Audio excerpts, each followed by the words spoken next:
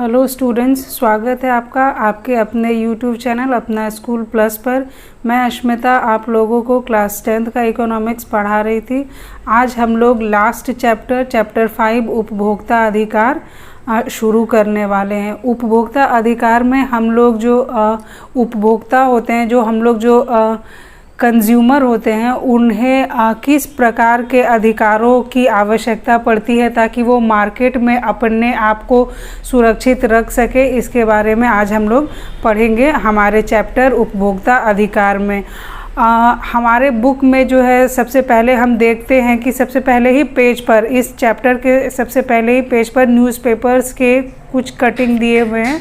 उन को अगर हम पढ़ेंगे तो उनमें हम देख पाते हैं कि वो कटिंग किस चीज़ से रिलेटेड है। वो उपभोक्ताओं के साथ जो मार्केट में जो शोषण हुआ है वो उससे रिलेटेड हैं। कोर्ट के निर्णयों के कुछ समाचारों के नमूने दिए गए हैं। जैसे कि अगर हम लोग कुछ एग्जाम्पल देखें तो उसमें कुछ दिया हुआ है, जैसे बिना डॉक्टर शुरू हो गया अस्पताल, प्रदूषित पानी, गलत दवा देने से महिला की मौत। इस तरीके की हेडिंग वाली कुछ जो है हम लोग देख पाते हैं कि न्यूज़पेपर के उसमें कुछ नमूने दिए गए हैं।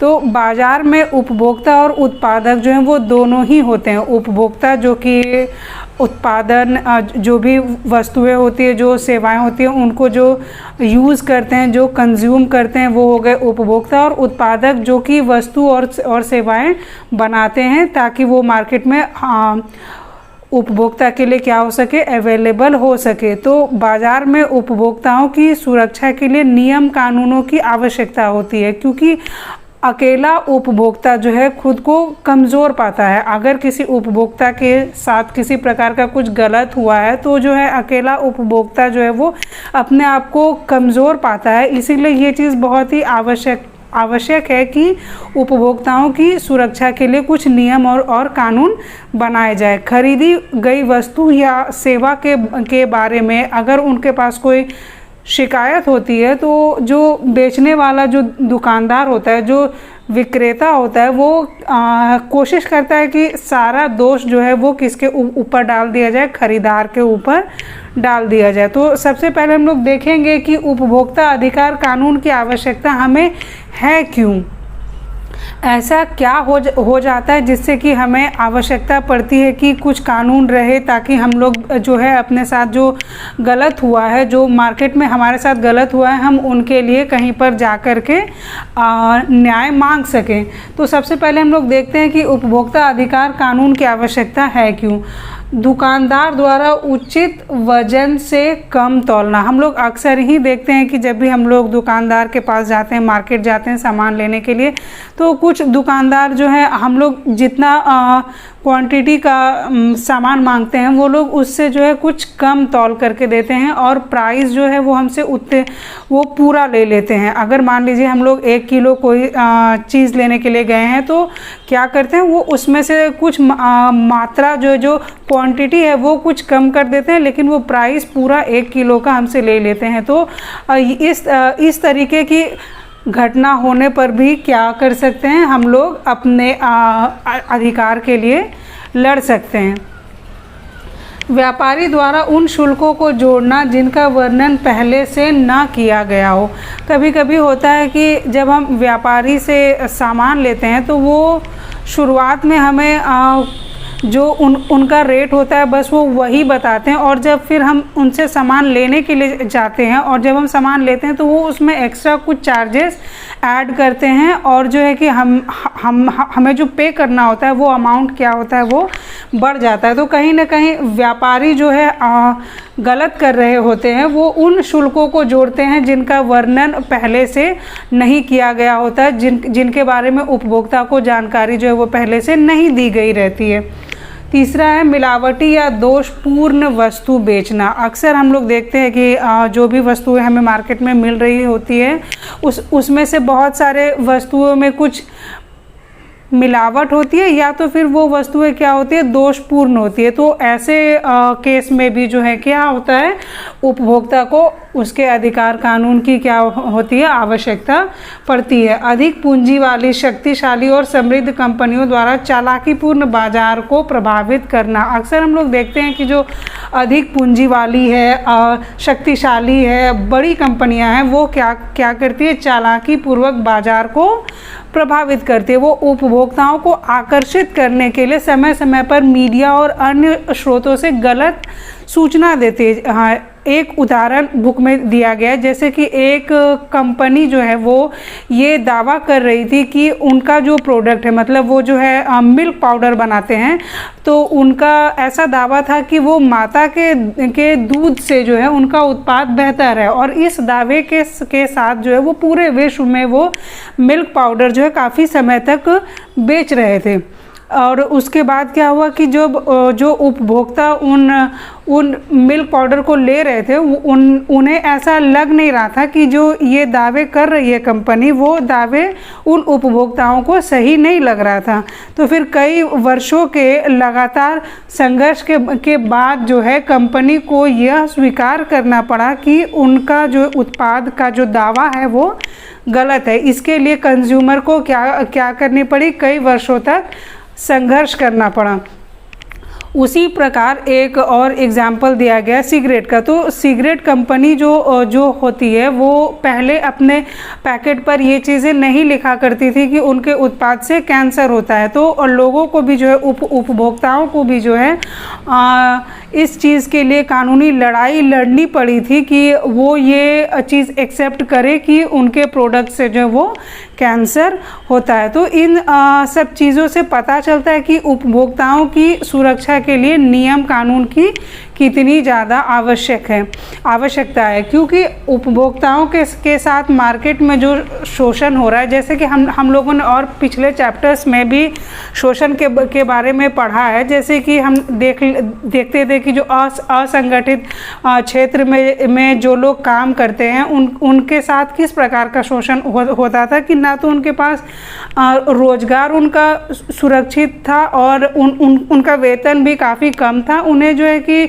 ज़्यादा समय तक काम भी करना पड़ता था और उनके साथ जो है और भी तरीके की समस्याएं होती थी कि उनका मालिक उन्हें कभी भी निकाल सकता है। तो इस तरीके की समस्या जो है हमेशा से ही रही है। और ये अब हम लोग इस चैप्टर में क्या देख रहे हैं कि जो उपभोक्ता जो वस्तु और सेवाएं ले रहे होते हैं, उनके साथ जब उन वस्तुओं और सेवाओं को देने वाला ही जब शोषण कर रहा होता है, तो फिर वो कहाँ जाएंगे। उन्हें कुछ अधिकार, उनके लिए कुछ कानून की आवश्यकता है ताकि वो अपने लिए लड़ सके और क्या कर सके, न्याय प्राप्त कर सकें।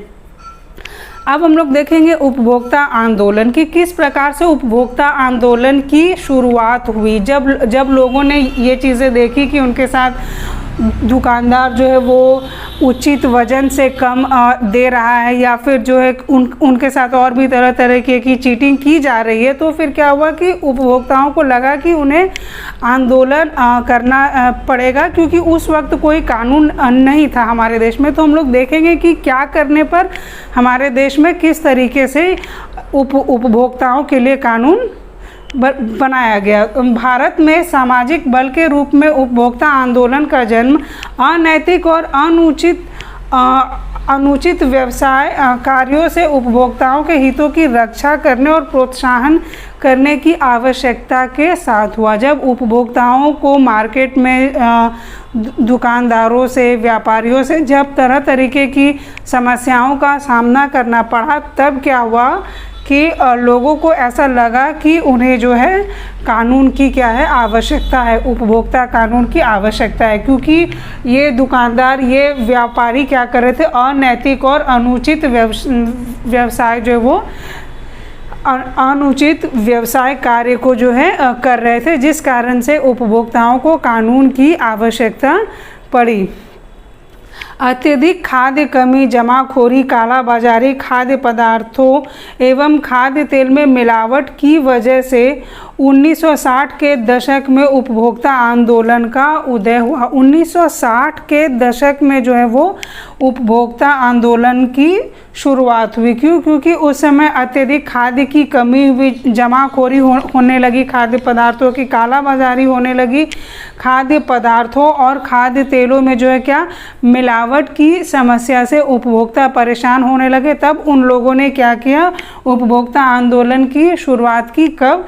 1960 में। और ये काफ़ी समय तक चलता रहा। 1960 के दशक में ये शुरू हुआ और जो है फिर ये चलता रहा और तब जा कर के भारत सरकार ने जो है कब भारत सरकार ने उपभोक्ता सुरक्षा अधिनियम 1986 का कानून बनाया और जिसे हम लोग क्या कहते हैं, कोपरा, COPRA, कोपरा के नाम से ये कानून क्या हुआ, प्रसिद्ध हुआ, जिसके तहत जो है उपभोक्ताओं को मार्केट में उनके साथ होने वाले अन्याय से जो है बचाने के लिए, या फिर वो कहाँ जा कर के अपने साथ हुए अन्याय के बारे में लड़ सकते हैं, उसके तहत नियम कानून जो बनाए गए वो किस नाम से प्रसिद्ध हुआ, कोपरा। और ये कब आया? 1986 में आया। भारत में ये चीज़ तब हुई। अब हम लोग देखेंगे उपभोक्ता इंटरनेशनल, मतलब इंटरनेशनली किस तरीके से उपभोक्ताओं के अधिकारों की बात की गई है, हम लोग अभी ये देखेंगे। 1985 में संयुक्त राष्ट्र ने उपभोक्ता सुरक्षा के लिए संयुक्त राष्ट्र के दिशा निर्देशों को अपनाया। 1985 में इंटरनेशनली मतलब पूरे विश्व के तौर पर जो है उपभोक्ता कानून के बारे में बातचीत की गई, उसे अपनाने की बातचीत की गई, उसके लिए नियम कानून बनाया गया। यह उपभोक्ताओं की सुरक्षा के लिए उपयुक्त तरीके अपनाने हेतु राष्ट्रों को ऐसा करने के लिए, अपने सरकारों को मजबूर करने के लिए उपभोक्ता की वकालत करने वाले समूह के लिए एक हथियार बना। और उसके बाद जो है क्या हुआ, अंतर्राष्ट्रीय तौर पर भी जो है उपभोक्ता की सुरक्षा की बात की गई। अंतर्राष्ट्रीय स्तर पर यह उपभोक्ता आंदोलन का क्या बना, आधार बना।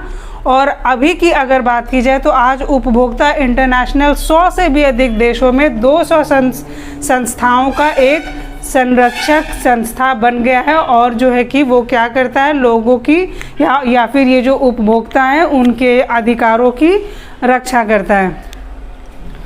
आज के क्लास में हम लोग यहीं तक पढ़ेंगे। मिलते हैं अगर फिर हम लोग इसके आगे के टॉपिक के साथ। तब तक हमारे चैनल पर बने रहिए। धन्यवाद।